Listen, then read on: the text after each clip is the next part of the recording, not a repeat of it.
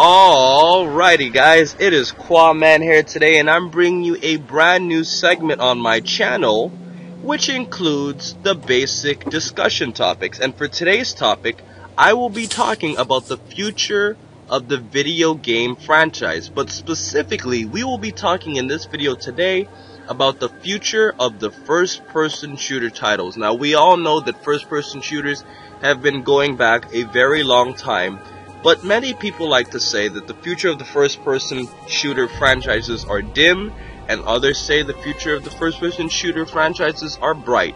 So without wasting any more time, today's guests include Ductape, Raine Grey, and myself, Qaaman, along with James Nukes, and we'll be discussing our thoughts on this topic.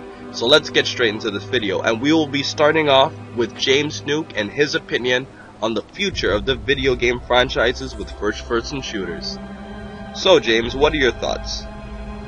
Well, I think based on what we've seen in the past, the future is looking kind of dim. Because there will always be those games, Borderlands 2, that try to make waves, and those franchises that they are first-person shooters, but they do have good RPG elements and very good, other elements that make it more than just an FPS game. Games like Call of Duty, and that are owned by Activision, they're gonna get churned out every single year, and they're gonna be practically the same game. And that's one of the things that make this such a very dim future for FPSs. They're not gonna be that. There's not gonna be that much variation in the actual gameplay, and to actually innovate, those companies. There's no big companies that are going to fund innovative projects. Why would Activision and EA fund a project that it's not going to sell Call of Duty? They need to. There's games, Bungie's coming out with Destiny in 2014, and do you think that since it's an FPS, it's going to be exactly like Halo, even though it's proven to be actually very close to Borderlands, and that has a lot of quest elements, and it's to be a very RPG-like game for an FPS. Well, I mean, I can see your points, James, but I wanted to ask you, what are your thoughts on perhaps military first-person shooter games and their potential versus outside-of-the-box types of first-person shooters like Far Cry or Halo or Mass Effect along those lines? What is your comparison? Well, looking at big titles like Arma and Battlefield and Call of Duty, I think the future for those, it's gonna come down to what the people want, what players actually want to play. Because Call of Duty, it's going forward in time, and I think enough time has passed that a good World War II shooter is kind of due, or something else from the history. But face it, they're not going to be able to sell a game where with older guns when all people want are futuristic things and drones and dogs now and all these other things. I don't think that genre of military shooters, I don't think they can touch into interesting stories anymore, because there are certain things, especially from Call of Duty Ghosts, where there's a scene that is frame by frame exactly the same as Modern Warfare 2, frame by frame. We can find the YouTube clip of it. Can you explain what it is? It was the scene at the end of the game where he's being dragged into to the helicopter, and there's that scene in Call of Duty Ghosts, and there's a YouTube video out there that has literally side by side both scenes from both games, and it is the exact thing, frame by frame. Guy runs up, grabs protagonist, drags him to the helicopter, witty banter, helicopter flies away, fade to black. Yeah, I found what you're talking about. They're trying to say that it's paying homage to Modern Warfare 2. And it's okay if you want to include parallels, because that is actually a literary device that a lot of writers use, and that's something that is good. But a parallel between another game, I think that was more of them being lazy. Well, it is, essentially, they're both from the same series, from the same developers, and the games aren't that far apart for it to be a homage, in my opinion. Well, for example, when did Modern Warfare 2 come out? 2010, I think. 2010, 2011. I think it was 2010. Okay, and when Ghost come out? This year, right? Yeah. Yeah. So that's 2009. Came out- Modern Warfare 2 came out in 2009. Yeah. Okay. it's a bit very close. Like, if you're paying homage to the first Call of Duty game, then I would understand a side-by-side thing. But I'm guessing that Modern Warfare 2 did essentially well for them to do that. It's either that, or it's just laziness, and in my opinion, it's leaning towards laziness because it is too much of a small gap of it to be a homage at the moment. Ductape, what are your thoughts personally on this future of military first-person shooters as compared to other genres?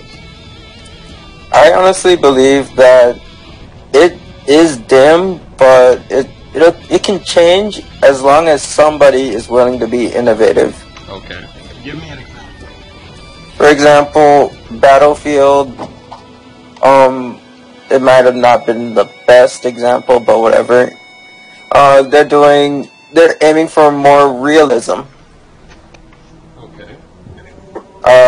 Aiming, if I might add, Battlefield is actually aiming. Battlefield 4, in any case, has a lot more team objective than other franchises at the moment, and that's something that I think could actually brighten the future of the FPS, because they're right now it's kind of just run around, shoot the other enemy teammates, whatever. But there have been there's progress being made towards actually having a team and having a goal and achieving that goal, which is a better overall experience than what I take away from most FPSs.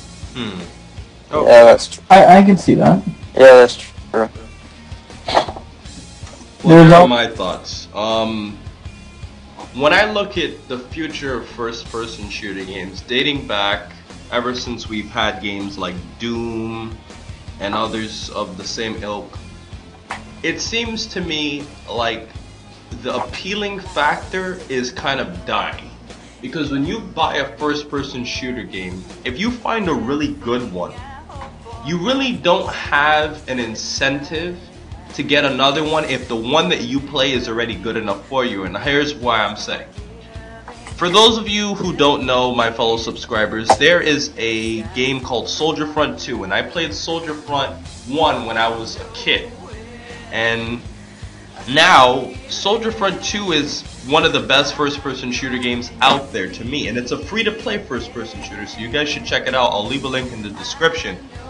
But basically, I'm satisfied playing that first-person shooter game over other first-person shooter games. That game, I could shoot aliens, I can snipe, could do a bunch of different things.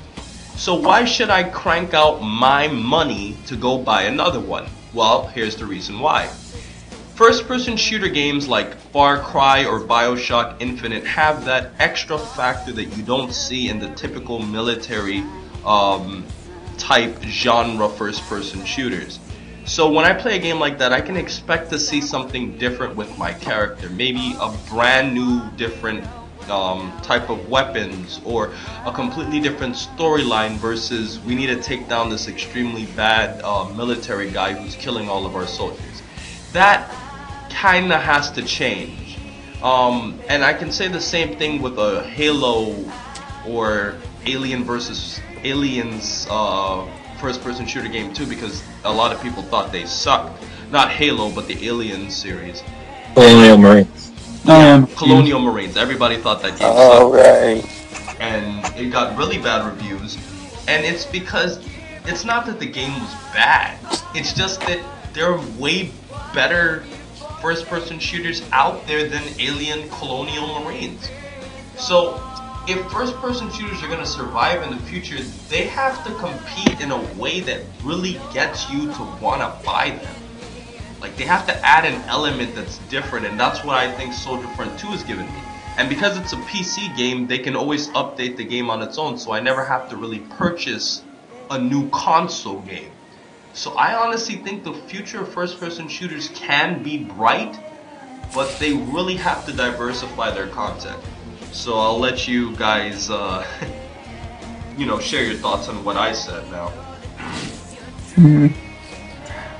I completely agree. There are, and that's what I was trying to say earlier, there will always be those titles that are innovative and do something different.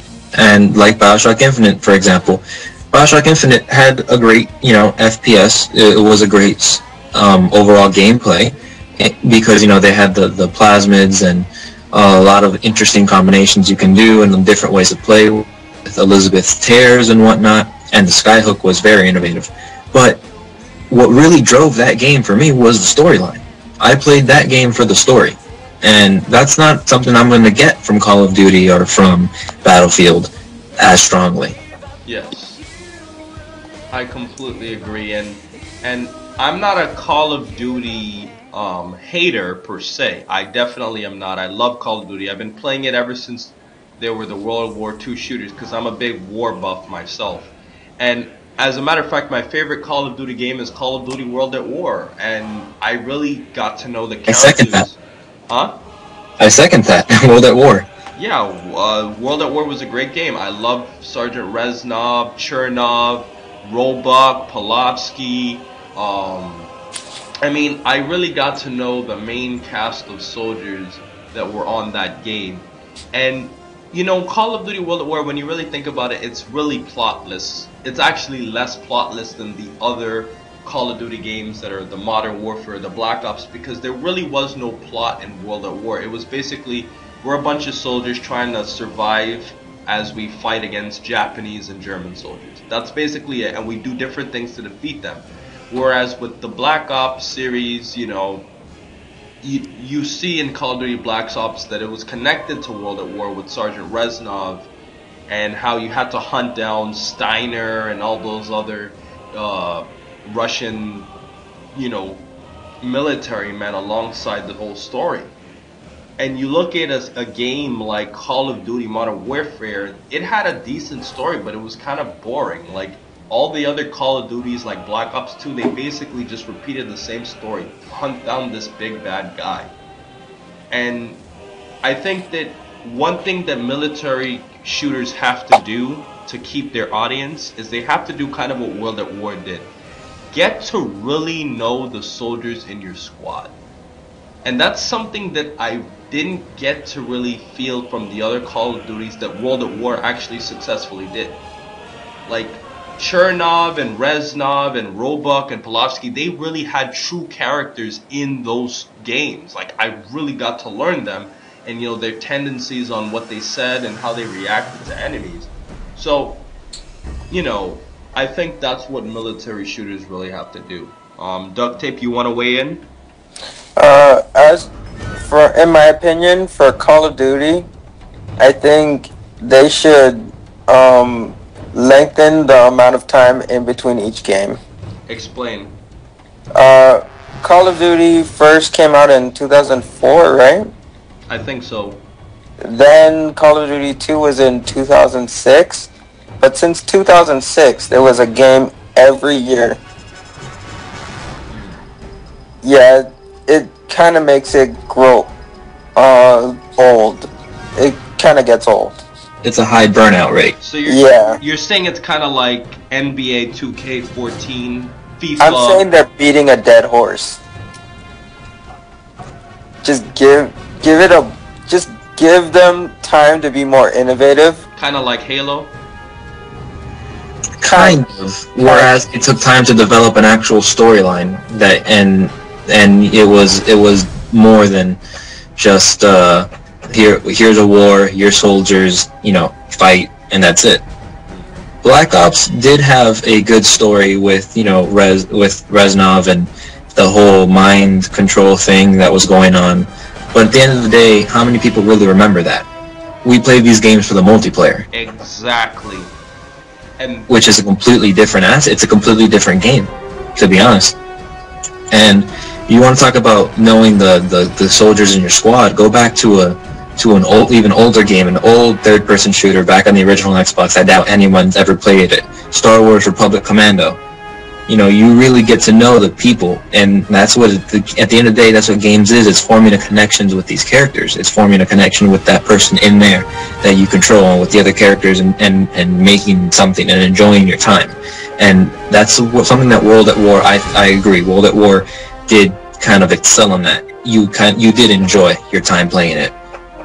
Yeah, especially the campaign, and that was a really well-designed game, because think about how much fun you had playing a World War II game with old weapons. That took really good design, and I feel like Call of Duty should have really maximized that. Now obviously, like I said, World at War didn't have the greatest plot, because it was soldiers trying to survive versus, them actually doing something. But what can you really do in a war like that in terms of its plot? You're really trying to replay what soldiers went through instead of a specific thing they did. So as for Call of Duty, I think the best route for them to take would be to bring back a good campaign mode that will really captivate an audience attention. Also improve on their computer controlled characters, because let's be honest, in Call of Duty it's kind of ridiculous when you play the campaign modes how easy it is to shoot people. Like, they're so stupid. Like, you would see 5 or 6 guys jumping out of a helicopter, and all of them are just standing there lining up for you to shoot them. Like, it doesn't feel real.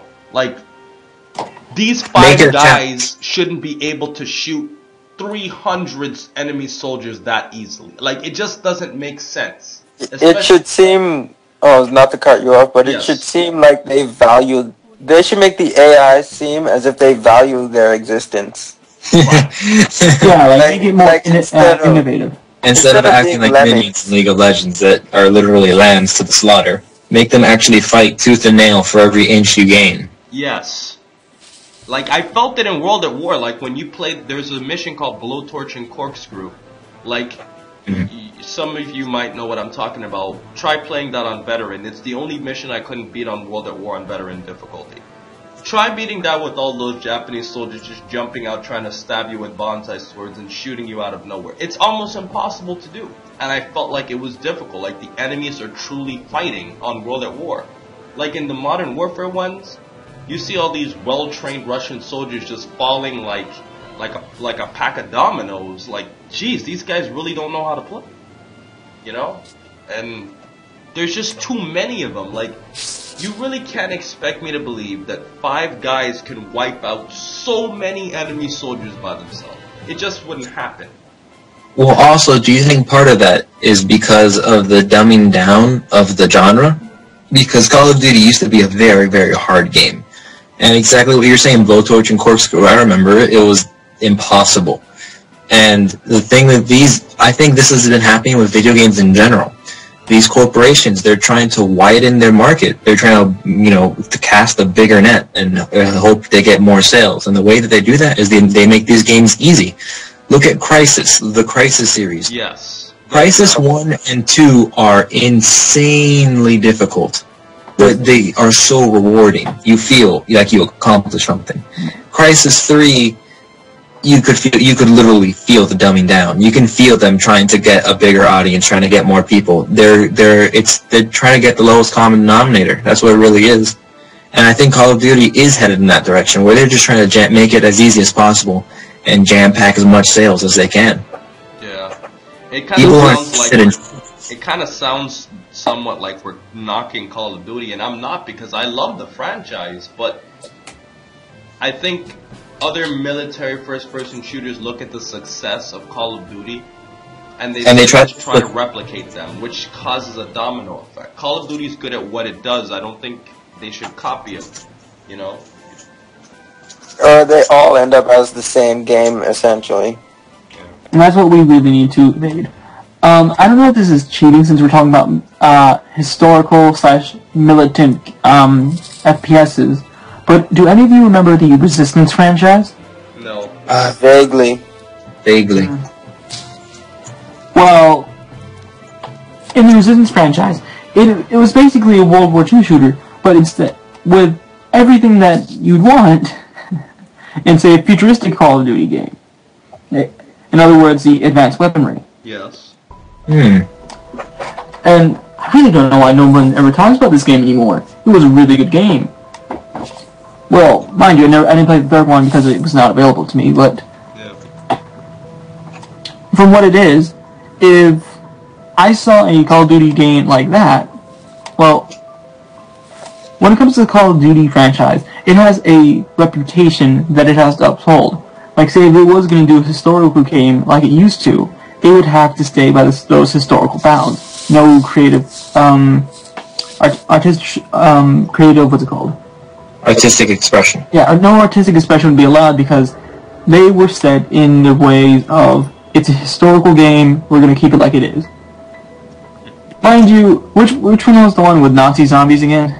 That would be World at War, which is the point I want to talk about, so... Okay, then you go on with your point, because, I'll pick it up. I'll pick up Resistance 1 in a bit. Alright, well, what I think that they should do, and what I think would actually make Call of Duty a lot of money, make a Call of Duty game, no storyline, no multiplayer, every single map from zombies. And that's it. Just every single zombie map. All the World at War maps, all the Black Ops 2 maps, all of them. One disc, and make, the multiplayer. My friends and I, we would love that. On the next-gen consoles, hell yeah. Are you kidding me? I'd love to go back to Shinonuma and Duriz and all those maps where zombies first came in. I thought that was actually one of the coolest things that Call of Duty has ever done. And I didn't like what they did in Black Ops with the whole twin-stick shooter thing. It reminded me too much of, it's this indie game. I made a game with zombies in it, but whatever. I honestly think that would be a very, very good moneymaker right there. So go ahead, take that idea. Please do it. I'd pay $60 for that game. I'm just saying, every single map. And you guys know you would too, because the zombie maps are very fun. I'll give you that. Yeah, I mean, I guess I'm cheap, and I probably wouldn't want to pay for that, but, I mean, I think for other people it'd be fun. But how about this? If you had the opportunity to play it for free, would you play it? Yeah, I probably would. It'd be a nice little thing, but that would mean I would have to have my friends play with me, because the thing is when you play zombies, it's the type of mode you really want other people to play with you, That's the point I'm getting to. And the reason I would enjoy that so much is because here's the thing, when you're paying for a game, you're not paying just for the product, you're paying for the experience. I did this with the Mass Effect series. I bought into an experience, into an amazing trilogy that ended horribly, but I bought into it. And I bought into the over 500, probably 600 hours I put into that series. And if I were to buy a disc that had literally all these maps that I've already played, but it was just updated for current generation, and I would be buying the experience of playing that game with my friends. I remember staying up until 4 in the morning, playing Duriz, trying to get to the next level, the next wave of zombies, trying to get the mystery box. I remember that. And those are good memories. And they were good because of my friends, because, we were laughing, we were having fun, we were talking, making jokes, and we were up all night. That's what I remember. And that, I would think, in the current gen, if we can bring that kind of nostalgia and bring your friends together for a good experience, that's what I think is worth $60. Not just the game. The game itself probably wouldn't be worth $60, but I'd pay that for the experience. Yeah.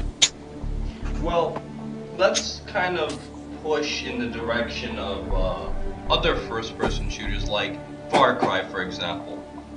I think that Far Cry 3, I've never played the original Far Cry 1 and 2, but Far Cry 3 was a great game, and that was a game that you truly felt a different experience, because you're on an island where there's a bunch of different pirates, so it's not your typical military first-person shooter.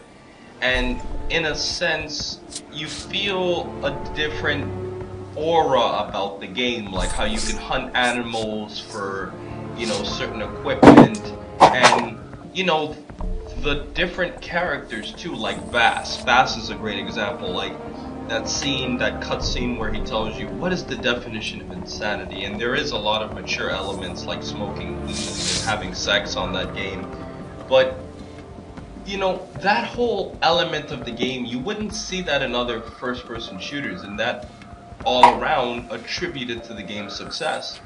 And I've never played BioShock Infinite, but I'm sure James can tell us a little bit more about BioShock and how that game is different in its own element. James, would you like to weigh in on that? Sure, and I'd like to start by saying I haven't played Far Cry 1, but I did pick up Far Cry 2 recently in the Steam sale, and I've been playing it. And it is a completely different experience than a military FPS. But And the story in Far Cry 2, for those of you who don't know, is you are a mercenary in Africa, and not many games take place in Africa. But you're a mercenary in Africa, and you're trying to find this weapons dealer who's armed both sides of this war. And that makes it it's a lot more difficult than Far Cry 3. But Far Cry 3 is literally a parallel to metaphor for insanity. It's for delving into insanity, and that's what that whole vast character is. He's insane, and the whole process of that video game is to show you the parallels between insanity. BioShock Infinite, and I have played the entire BioShock series. I am a huge fan of BioShock. BioShock Infinite did something very similar. Infinite did a complete parallel on the way that we play video games, and it's actually, I read this in-depth analysis on it, and it's very surprisingly good. And well, the thing about Infinite is, spoilers ahead, so if you haven't played the game yet, I mean, it's been almost a year. It's been about 8 months. So, if you haven't played the game yet, don't listen to me, skip ahead. But this is, spoilers are. The game tells you that there are constants and variables.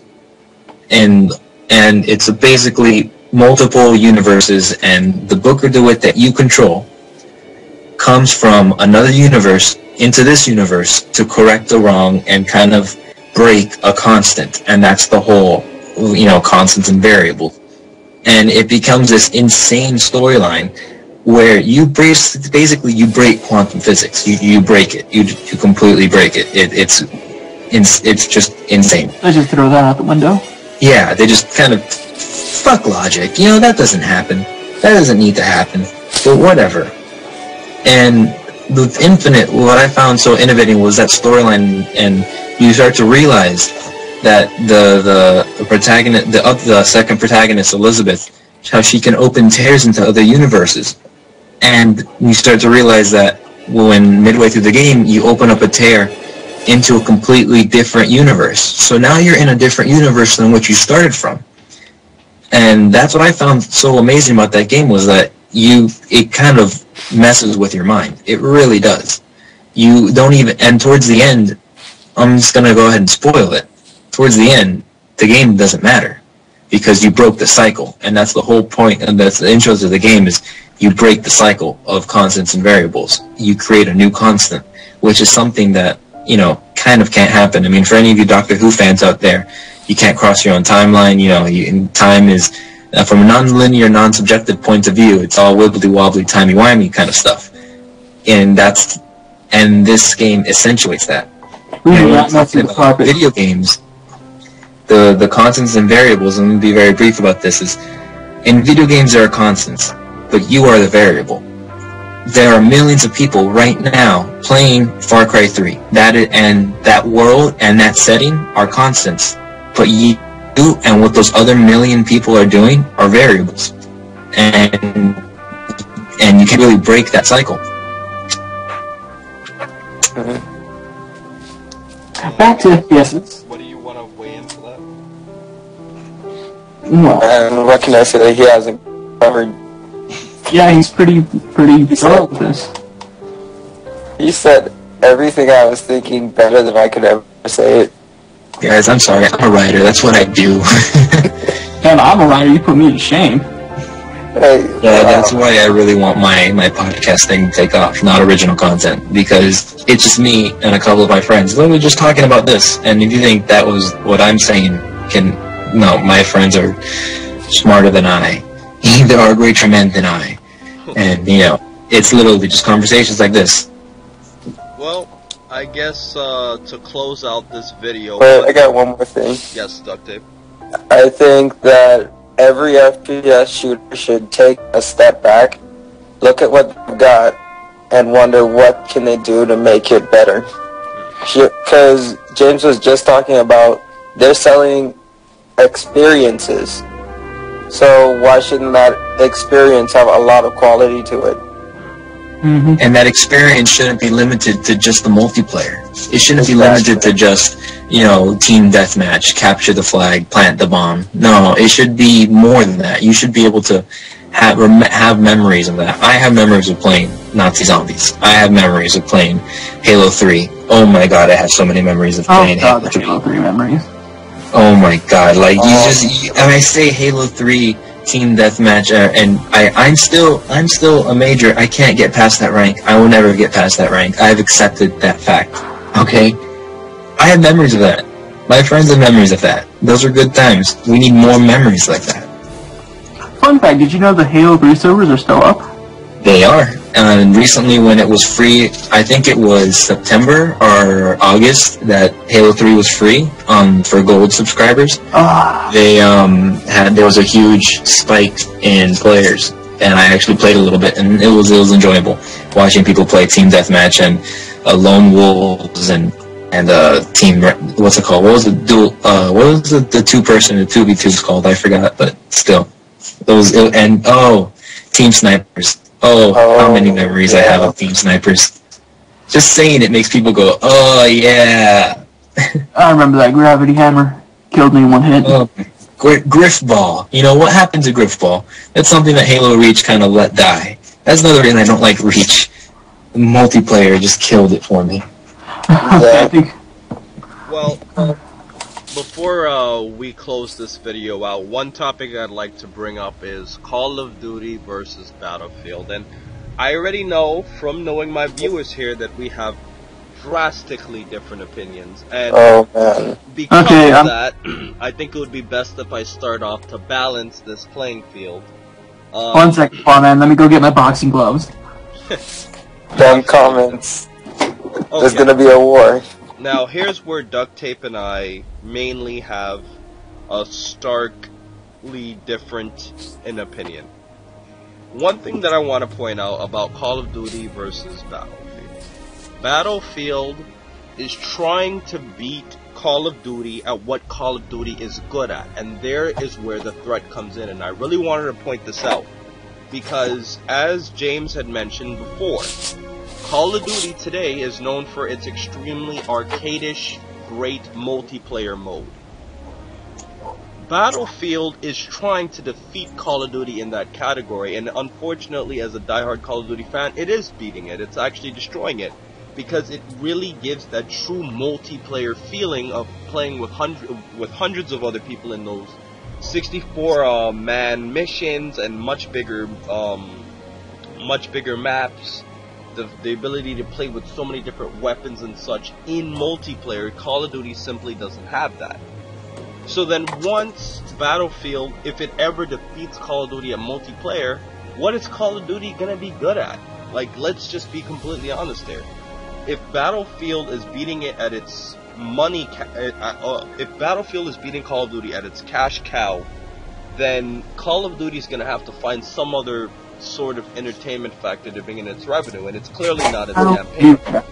That is what I was going to say. So, I personally think that Battlefield, unfortunately, probably has a brighter future than Call of Duty. But it also is limited in the whole military first-person shooter aspect that all of them are limited by. Ductape, you wanna weigh in? Like you said, I think that once Call of Duty gets beaten at its own game, they're going to have to learn to, adapt. Find something new. Right. But they won't learn until they fail. And that's what I think we're starting to see with Ghosts. They have actually a lot smaller number in sales than they anticipated. I'm not saying they haven't made millions of dollars, because there will always be those diehard Call of Duty fans. But the way I see it, I mean, I'm not a complete Call of Duty hater, but I snapped my Modern Warfare 2 disc in half. I was fed up. But that's another story for another time. I have played Call of Duty. I'm wearing Call of Duty pajama pants right now. And, it's a different genre. And what I think Battlefield does better than Call of Duty is the teamwork. You actually there is a bigger team element, and that it makes it more playable. Call of Duty, you're just going to run around and shoot people regardless of what game type. That's what wins. capture the flag. Guess what? You got to shoot the guy with the flag. Plant the bomb. Guess what? You got to shoot the guy with the bomb. And what I think Battlefield does differently is that it's not just about that. The objectives, you have to work in teams, and there's different squads, and you can be a part of. And I haven't played much of the campaign, but from what I did play, the campaign actually wasn't that different, other than maybe it was the graphics were a little more realistic, a little current, present day settings. But I think Battlefield Battlefield 4 might beat Ghost this year in that multiplayer aspect because of the teamwork factor, and also because of the vehicles, because Call of Duty since World at War, I don't think they've included vehicles in any of their multiplayer. I mean, have they? I don't know. If you choose those AC-130s and if you choose those AC-130s and those you can't really control. I mean, if you count those kill streaks where if you kill like 7 people, you can get in the helicopter and shoot. I mean, if you count that, then yeah, but I don't remember seeing any. And I play a lot of Call of Duty. Yeah, but nothing like Halo 3. How Halo 3 had warthogs and tanks and mongoose and stuff like that. Like actual we got Ghost. Oh, and Ghosts. Yeah, and Ghosts and Banshees. Don't worry. Covenant vehicles in there. But, see, I think with Battlefield 4, I've had the most fun crashing jets into people because, I'm sorry, I don't know how to fly, and I am that horrible teammate that you will one day have who steals the jet, flies off, and you hate that person for stealing the jet and not doing anything with it. But that's me, because it's fun. So yeah.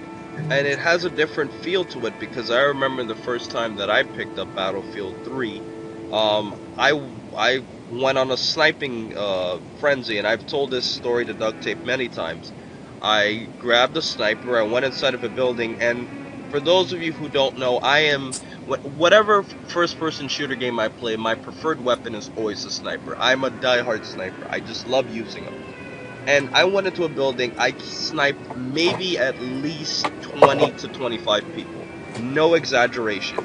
I just kept sniping, and nobody really seemed to really care about me because they were so occupied shooting at the guys that were on my team on the ground that I could just basically sit at the top of the building and just keep picking them off.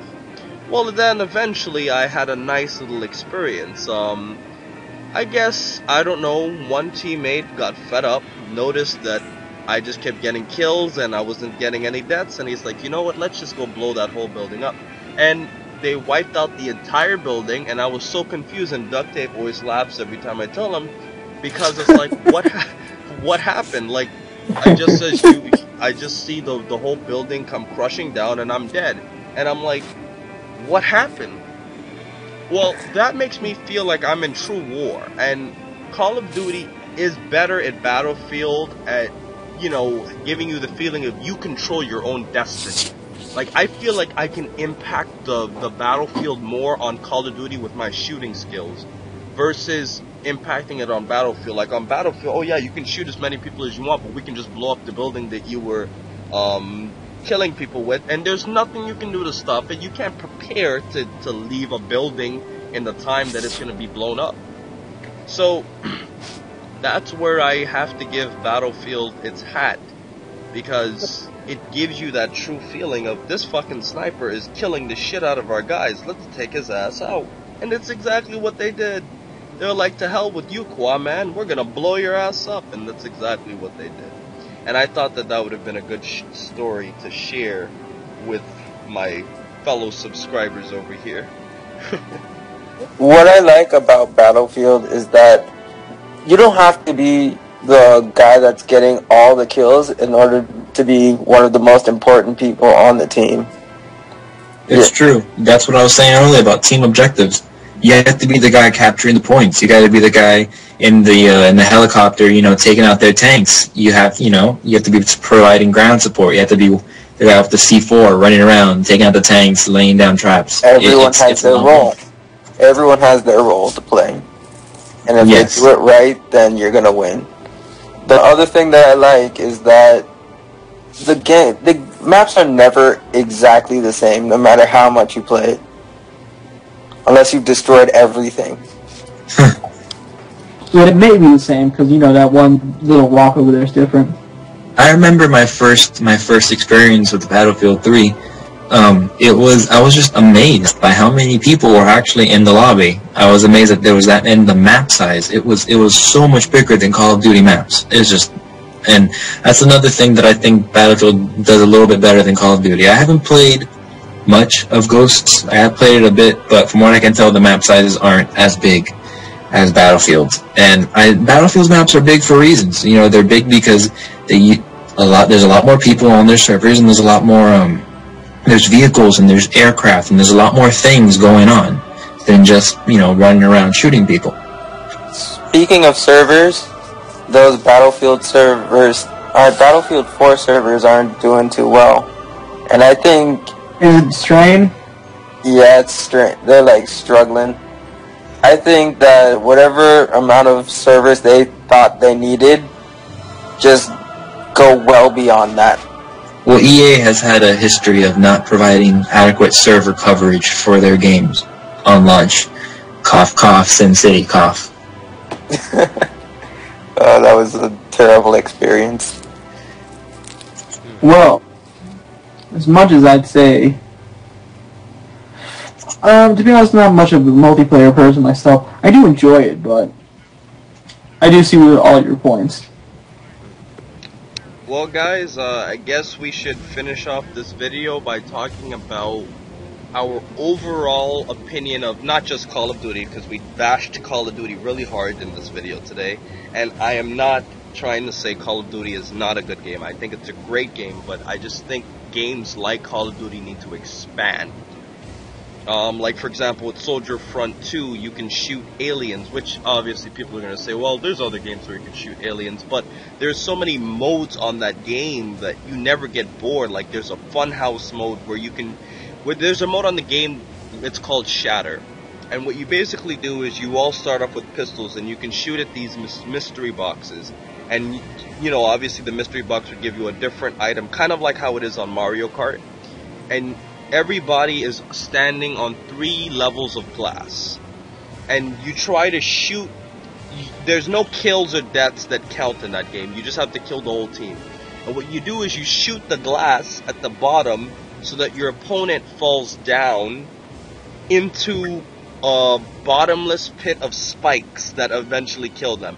And you may think that's a very bizarre idea for a gaming map, but it's actually extremely fun, like trying to shoot the glass and watch people like fall down. And then there's these trampolines that keep rotating at the ground, so if you're lucky you can get back up on one of them and get to the top. It's an extremely fun mode, and it's things like that that I think that first-person shooters in general need to expand their horizon in doing.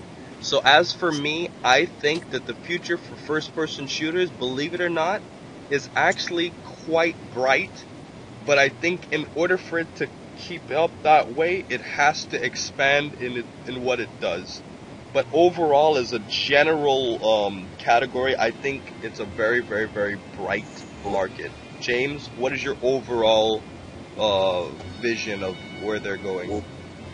Well, I have to admit, going into this conversation, it looked very dim, but you guys have made some very strong points, and I think that if these games continue to go in the direction away from certain elements of just one, you know, I'm a one-man army kind of deal, and focus more on teamwork and build experiences, then yeah, the FPSs will have a bright future, especially when it comes to genres like that have more elements. Like Destiny, for example, is coming out next year. I'm definitely going to give that a look. You know, is from the creators of Halo, and it looks like a good game. It looks like a Borderlands type game, and I'm a huge fan of Borderlands. God. Well, in my opinion, for militant games, I say, well, let's see. When it comes to, as a whole for FPSs, I say the future is bright as long as there is the artistic expression that is allowed, such as Borderlands and Halo and things of the such. So I hope that they do better from now on. Ductape? I think it's getting brighter as long as they choose to remain innovative. If they stray from, you know, the norm, then everything will be fine. So it seems like we all basically agree that even though most people would say that the future of first-person shooter games is dim, as many people say, oh, they're all dying out, we can all honestly say that it's pretty bright if they can continue up with the innovative games like BioShock and Far Cry. And we're not bashing Call of Duty, but if Call of Duty... I want to make that really clear. Yes, but if Call of Duty can continue to innovate, it can be the top of the food chain just like how it's been for many, many, many years, and Battlefield wouldn't be able to stand a chance because I don't want it to be Call of Duty, but that's another discussion for another day. As for this video today, guys, we are done, and we would really love to hear all of your thoughts. This is going to be a nice long video for those of you who are willing to listen. I will be making 2 videos this week. I'm not going to tell you exactly what, but one will be Dragon Ball Z related and one will be video game related. So keep in mind that there will be 3 videos in addition, well, including this one that will be uploaded this week. So guys, that's been my video for today. I hope you guys really enjoyed it, and I hope you guys heard it all. Please remember to rate, comment, and subscribe, and remember, as I always say, to have a great day, guys. And I'll leave links in the description for many, many, many things. Have a good one.